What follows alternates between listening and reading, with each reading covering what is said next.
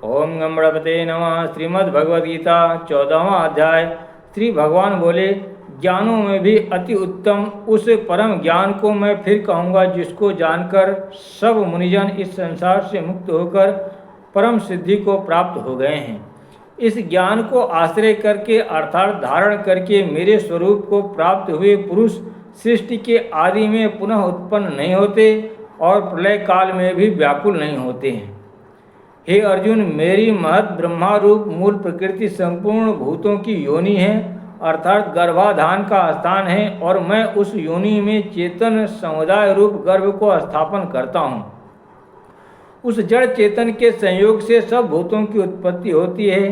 हे अर्जुन, नाना प्रकार की सब योनियों में जितनी मूर्तियाँ अर्थात शरीरधारी प्राणी उत्पन्न होते हैं, प्रकृति तो उन सब की गर्भ धारण करने वाली माता है और मैं बीज को स्थापन करने वाला पिता हूँ। ये अर्जुन, सत्वगुण, रजोगुण और तमोगुण ये प्रकृति से उत्पन्न तीनों गुण अविनाशी जीवात्मा को शरीर में बांधते हैं। हे निष्पाप, उन तीनों गुणों में सत्वगुण तो निर्मल होने के कारण प्रकाश करने वाला और विकार रहित है। वह सुख के संबंध से और ज्ञान के संबंध से अर्थात उसके अभिमान से बांधता है। हे अर्जुन, राग रूप रजोगुण को कामना और आसक्ति से उत्पन्न जान। वह इस जीवात्मा को कर्मों के और उनके फल के संबंध से बांधता है। हे अर्जुन, सब देहाभिमानियों को मोहित करने वाले तमोगुण को तो अज्ञान से उत्पन्न जान। वह इस जीवात्मा को प्रमाद, आलस्य और निद्रा के द्वारा बांधता है। हे अर्जुन, सत्वगुण सुख में लगाता है और रजोगुण कर्म में तथा तमोगुण तो ज्ञान को ढककर प्रमाद में भी लगाता है। हे अर्जुन, रजोगुण और तमोगुण को दबाकर सत्वगुण और तमोगुण को दबाकर रजोगुण, वैसे ही सत्वगुण और रजोगुण को दबाकर तमोगुण होता है अर्थात बढ़ता है।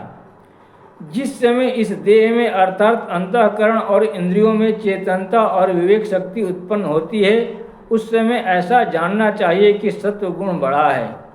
हे अर्जुन, रजोगुण के बढ़ने पर लोभ, प्रवृत्ति, स्वार्थ बुद्धि से कर्मों का सकाम भाव से आरंभ, अशांति और विषय भोगों की लालसा ये सब उत्पन्न होते हैं।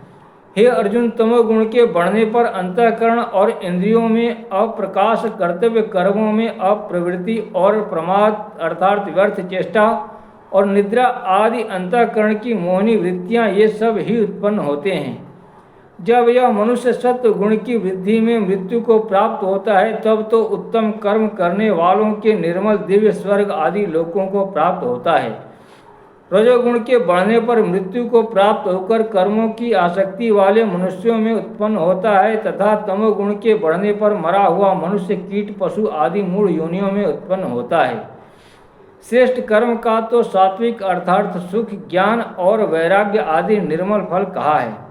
राजस कर्म का फल दुख एवं तामस कर्म का फल अज्ञान कहा है। सत्व गुण से ज्ञान उत्पन्न होता है और रजोगुण से निस्संदेह लोभ और तमोगुण से प्रमाद और मोह उत्पन्न होते हैं और अज्ञान भी होता है। सत्वगुण में स्थित पुरुष स्वर्ग आदि उच्च लोकों को जाते हैं। रजोगुण में स्थित राजस पुरुष मध्य में अर्थात मनुष्य लोक में ही रहते हैं और तमोगुण के कार्य रूप निद्रा, प्रमाद और आलस्य आदि में स्थित तामस पुरुष अधोगति को अर्थात कीट, पशु आदि नीच योनियों में तथा नरकों को प्राप्त होते हैं। नान्यम गुणेभ्यः कर्तारं यदा दृष्टानुपश्यति गुणेभ्यश्च परम व्यक्ति मद्भावं सो अधिगच्छति। जिस समय दृष्टा तीनों गुणों के अतिरिक्त अन्य किसी को कर्ता नहीं देखता और तीनों गुणों से अत्यंत परे सच्चिदानंद घन स्वरूप मुझ परमात्मा को तत्व से जानता है, उस समय वह मेरे स्वरूप को प्राप्त होता है। यह पुरुष शरीर की उत्पत्ति के कारण रूप इन तीनों गुणों को उल्लंघन करके जन्म, मृत्यु, वृद्धावस्था और सब प्रकार के दुखों से मुक्त हुआ परमानंद को प्राप्त होता है। अर्जुन बोले, इन तीनों गुणों से अतीत पुरुष किन किन लक्षणों से युक्त होता है और किस प्रकार के आचरणों वाला होता है तथा हे प्रभु, मनुष्य किस उपाय से इन तीनों गुणों से अतीत होता है। श्री भगवान बोले, हे अर्जुन, जो पुरुष सत्व गुण के कार्य रूप प्रकाश को और रजोगुण के कार्य रूप प्रवृत्ति को और तमोगुण के कार्य रूप मोह को भी न तो प्रवृत्त होने पर उनसे द्वेष करता है और न निवृत्त होने पर उनकी आकांक्षा करता है।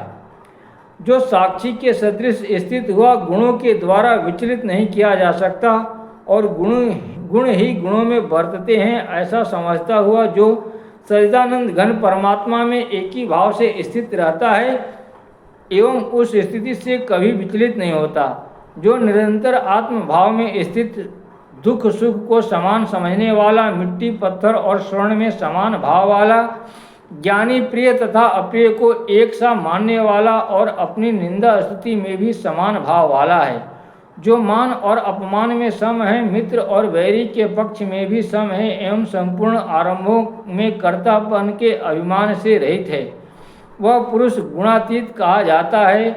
और जो पुरुष अव्यभिचारिणी भक्ति योग के द्वारा मुझको निरंतर भजता है, वह भी इन तीनों गुणों को भली भांति लांघकर सच्चिदानंद घन ब्रह्मा को प्राप्त होने के लिए योग्य बन जाता है, क्योंकि उस अविनाशी पर ब्रह्मा का और अमृत का तथा नित्य धर्म का और अखंड एक रस आनंद का आश्रय मैं हूँ।